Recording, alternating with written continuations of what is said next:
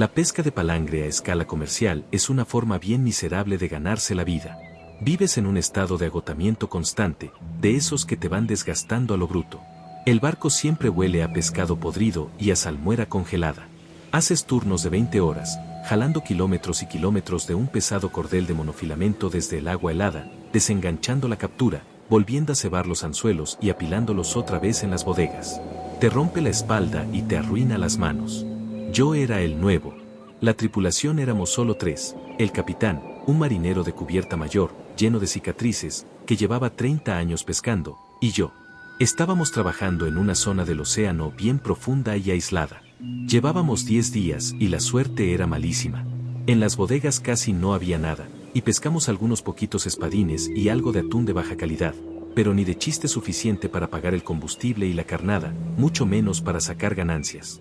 La tensión en el barco se sentía en el aire. El capitán caminaba de un lado a otro sobre la cubierta, fumando sin parar, clavando la mirada en el agua oscura. El marinero mayor trabajaba en un silencio feo. Yo me mantenía abajo, fregando la cubierta y acomodando el equipo, tratando de no provocar su enojo. Al 11º día, el torno hidráulico empezó a quejarse con un chillido. Estábamos subiendo la línea principal. El torno resopló, con un quejido de engranes metálicos pesados que no había escuchado antes. El grueso cordel de nylon se jaló hasta quedar tenso, y se fue directo hacia abajo, como un látigo, hundiéndose en el agua negra. La tensión era brutal. El barco hasta se ladeó un poquito hacia estribor. El capitán tiró su cigarro por la borda y corrió al panel de control. Acomodó la hidráulica, tratando de que la línea no se reventara con el esfuerzo. El marinero mayor agarró un gancho de acero bien pesado y se inclinó por la borda, mirando hacia el agua.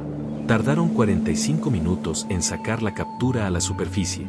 Cuando por fin rompió el agua, el tamaño de eso me hizo dar un paso atrás. Era una atún aleta azul, sí, pero imposiblemente enorme. Tenía que pesar más de 400 kilos. Las escamas color azul oscuro reflejaban las luces duras de la cubierta. El capitán soltó una carcajada cruda. Ese solo pez pagaba todo el viaje.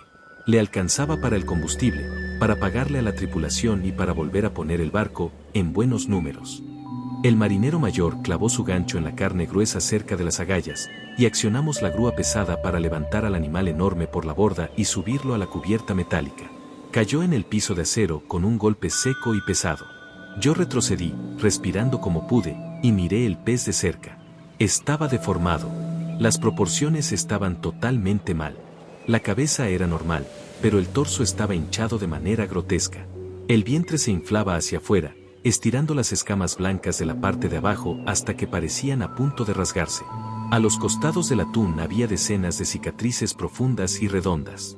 Se veían más o menos como las mordidas que dejan cierto tipo de tiburones de aguas profundas, pero eran muchísimo más grandes y muchísimo más profundas. Algunas cicatrices parecían ya curadas, cubiertas por un tejido blanco y fibroso.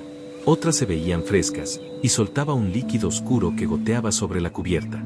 Mira el estómago que tiene ese, dijo el capitán, sacando un cuchillo largo y pesado para filetear de la funda de su cinturón. Seguro se estuvo atracando con un cardumen de carnada. Prepara las mangueras, muchacho. Hay que tratarlo y meterlo en hielo antes de que se eche a perder la carne. Agarré la manguera gruesa de goma para el lavado y abrí la válvula. Salió agua de mar congelada a presión, rociando y arrastrando los restos de aquel atún hacia las canaletas. El marinero mayor se arrodilló cerca de la cola, manteniendo el pez firme. El capitán se subió sobre el vientre enorme. Colocó la punta del cuchillo cerca de la aleta ventral, listo para abrir al pez y sacar las vísceras. Huele raro, dije en voz baja. El olor que se desprendía del pez era demasiado, era completamente insoportable. Olía a lodo viejo y estancado, como de pantano que se dejó pudrir al sol. El capitán me ignoró. Se aferró al mango del cuchillo con las 2 manos y metió la hoja hacia abajo, en el vientre blanco hinchado. La piel no se cortó limpiamente.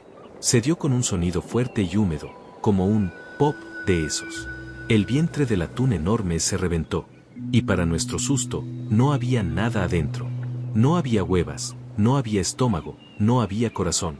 Toda la cavidad interna del pez de 1000 libras estaba completamente vaciada. Apisonada dentro de esa caja de costillas vacía, había una masa translúcida y palpitante. Se veía como una gelatina gigante y espesa. Era de un blanco pálido, lechoso, bien marcado con venas oscuras y líneas moradas que latían. La masa se movía y se rodaba dentro del pez, expandiéndose rápido en cuanto la sacaron al aire. El olor a lodo estancado se intensificó, y me ardían los ojos de lo fuerte.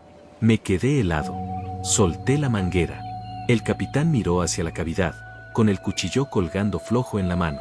Se inclinó un poquito hacia adelante, entrecerrando los ojos bajo las luces duras de la cubierta. La masa se rompió. Surgieron de golpe apéndices gruesos, con forma de látigo, babosos y translúcidos. Se movían con una velocidad que no tenía sentido.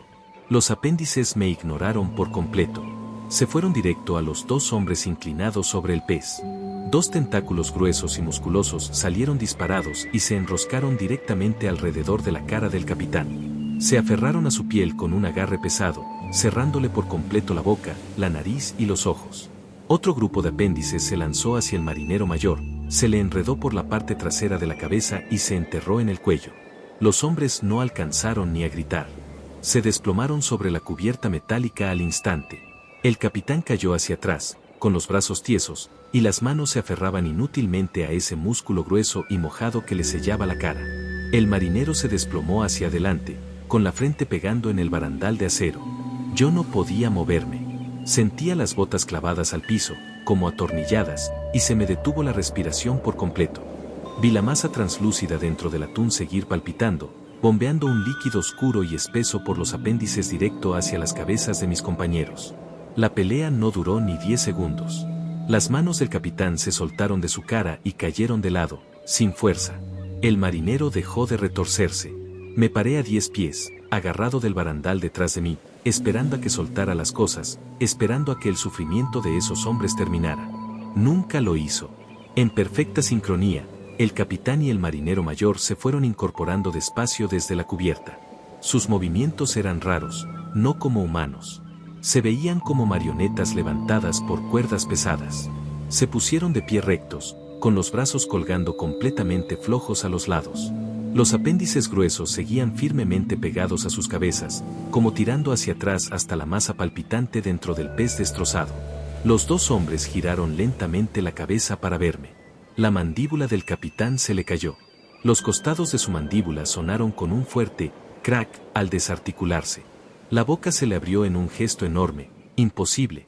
La mandíbula del marinero hizo exactamente lo mismo, rompiendo la piel en las esquinas de la boca. De ellos salió una voz. Era un solo sonido, solapado, como si hablaran al mismo tiempo. Salía a través de ambas bocas abiertas sin articulación, rebotando por toda la cubierta silenciosa. Sonaba como lodo espeso siendo succionado por una manguera angosta.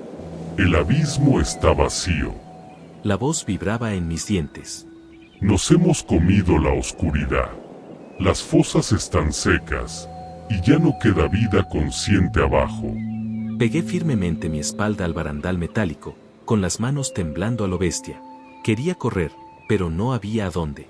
Estábamos a kilómetros de la costa, tirados en una plataforma flotante chiquita, en medio de un océano negro. Las cabezas de los dos hombres se movieron un poquito, ajustando el ángulo para mantener esos ojos muertos clavados en mí. Necesitamos nuevas aguas. Necesitamos las zonas de alimentación donde se junta la carne tibia.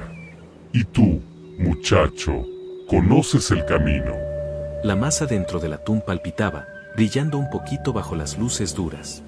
Vas a llevar esta embarcación al puerto más cercano, dijo la voz a través de las bocas destrozadas de mi tripulación. Nos vas a llevar a la orilla. Si cumples con esto, se te perdonará la biología, y se te permitirá salir del barco antes de que empiece la alimentación. Yo escuché en silencio. ¿Entiendes la tarea?, exigió. Miré al capitán. La piel alrededor del cuello ya se estaba poniendo gris, pálida y enfermiza. Las venas debajo de su mandíbula se abombaban, palpitando con el líquido oscuro de los tentáculos. Tragué saliva con fuerza.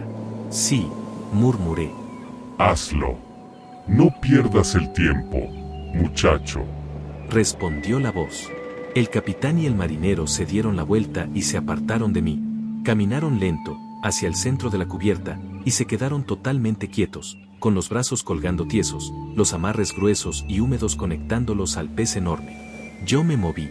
Me obligué a mover las piernas y caminé despacio alrededor del borde de la cubierta, manteniendo la mayor distancia posible entre esa masa palpitante y yo. Subí las escaleras metálicas hasta el camarote del timón.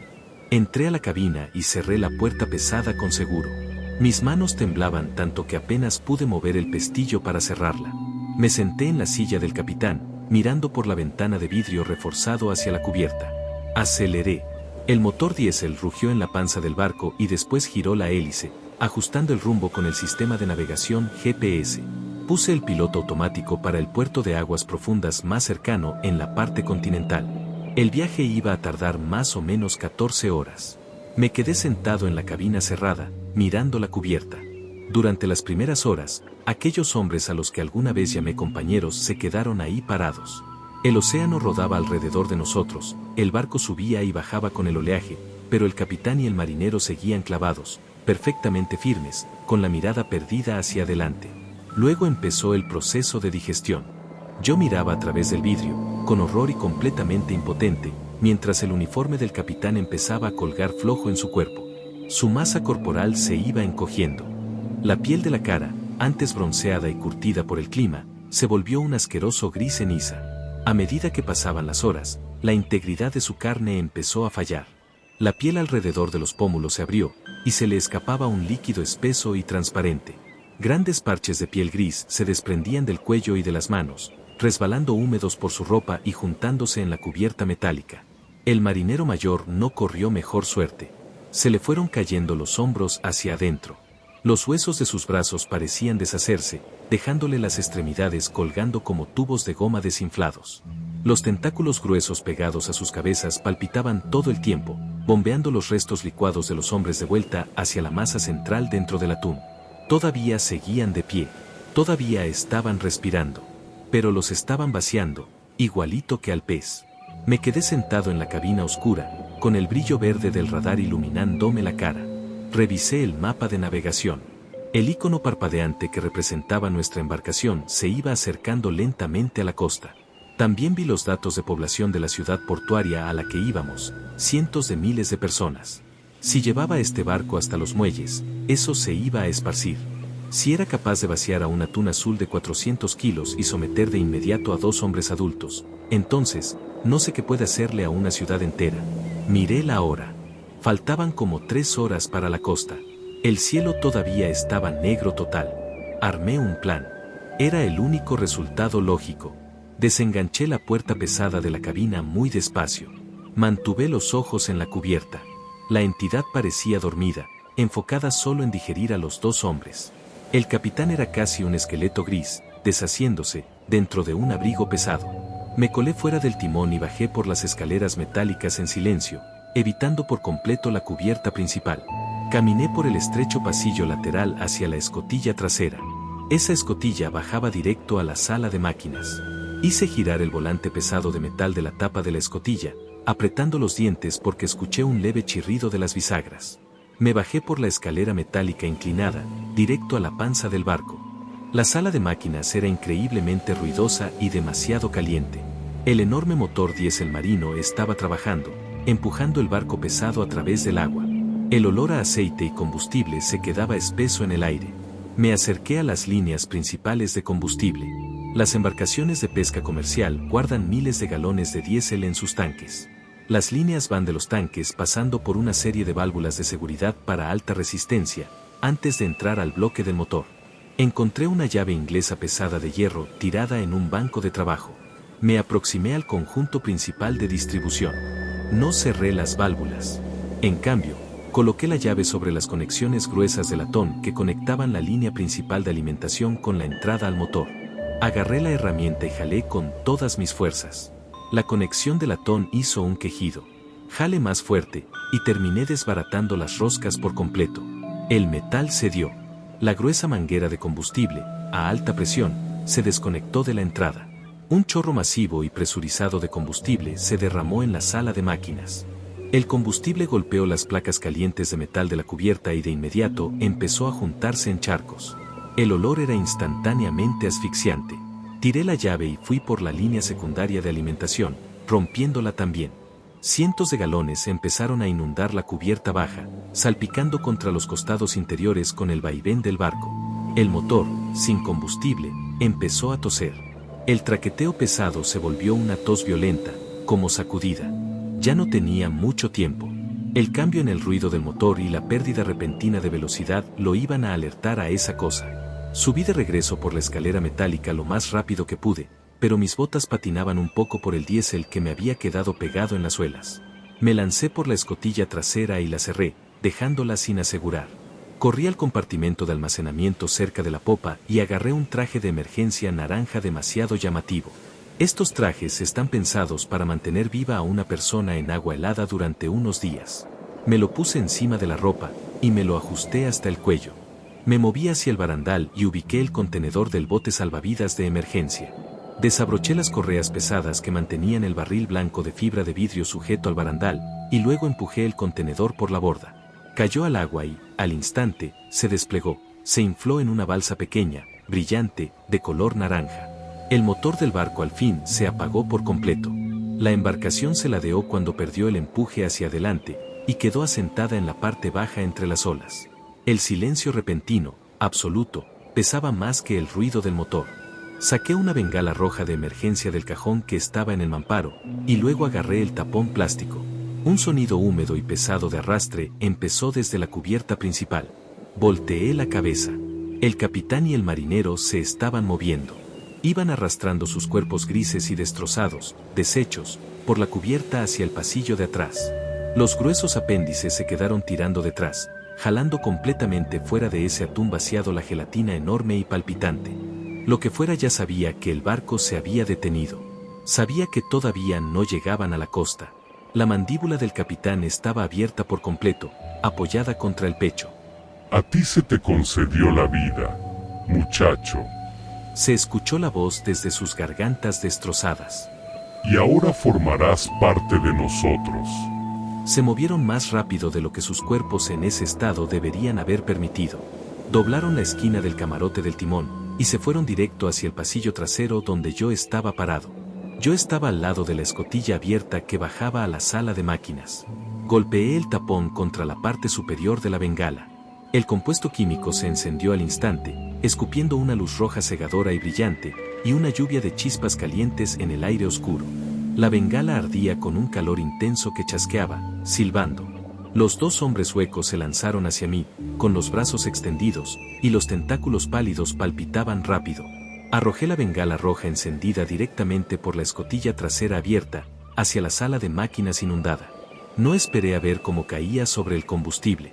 Me giré, salté el barandal metálico y me lancé al océano helado y oscuro. Caí duro al agua, y el traje de supervivencia me mantuvo a flote. Inmediatamente empecé a nadar como loco hacia la balsa inflada que flotaba a unos metros. Alcancé el borde de goma de la balsa y metí la parte de arriba del cuerpo por encima. El océano se iluminó detrás de mí.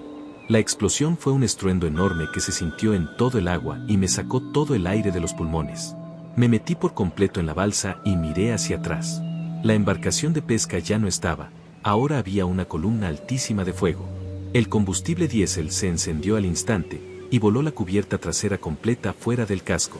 El fuego se esparció por el agua gracias a la gasolina, pegándome en la cara como si fuera la puerta de un horno abierta.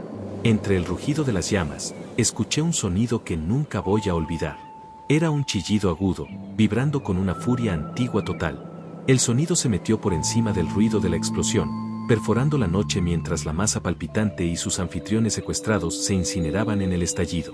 El casco del barco se quebró. Aquellos restos en llamas se empezaron a llenar de agua velozmente. En 10 minutos, el metal ardiendo se deslizó por debajo de la superficie, silbando e hirviendo mientras el vasto océano se lo tragaba por completo. Me quedé en la pequeña balsa naranja, rodeado de oscuridad total, subiendo y bajando con las olas. Estuve 3 días a la deriva. Tomé unos pequeños paquetes de agua para emergencia y miré el horizonte. No dormí. Cada vez que cerraba los ojos, veía la piel gris desprendiéndose de la cara del capitán, y escuchaba la voz húmeda vibrándome en los dientes. En la mañana del 4.º día, una lancha pesquera de arrastre comercial divisó mi balsa. Me sacaron a bordo. Estaba severamente deshidratado y completamente agotado. Me envolvieron en mantas y me sentaron en la cocina de la embarcación. El capitán de la lancha me preguntó qué pasó. Miré mis manos, agarrando una taza de té caliente. Miré a los hombres alrededor, trabajando en el barco, jalando líneas desde lo profundo. Fuego en el motor, susurré, mirando sin ver la mesa de metal. Pegamos con una ola traicionera, se rompió la línea de combustible y agarró una chispa. Se prendió rapidísimo. Los otros dos no alcanzaron a llegar a la balsa a tiempo, y el barco se fue al fondo. Me dieron unas palmadas en el hombro. Le hablaron por radio a la guardia costera. Me trajeron de regreso a tierra firme. Ahora estoy en mi apartamento. Las puertas están cerradas. Las ventanas están cerradas. Puede escuchar el tráfico afuera, los sonidos normales de una ciudad llena de gente. Mañana voy a ir a la delegación para rendir mi declaración oficial. Voy a repetir la mentira del fuego en el motor y la ola traicionera, y el caso se va a cerrar como una tragedia en el mar. Pero estoy dejando este registro aquí. Hay lugares en este planeta donde la luz nunca ha llegado. Hay fosas profundas y frías donde la evolución se detuvo hace millones de años, dejando solo hambre. Nosotros arrastramos los anzuelos por el fondo, intentando sacar ganancias, y jalamos hacia la luz cosas que nunca debieron salir de la oscuridad. No me consta la supervivencia de aquella criatura primigenia, pero es mi deber advertirte que si trabajas en un barco, si sueles usurpar las profundidades del océano, por favor no lo lleves a tierra firme.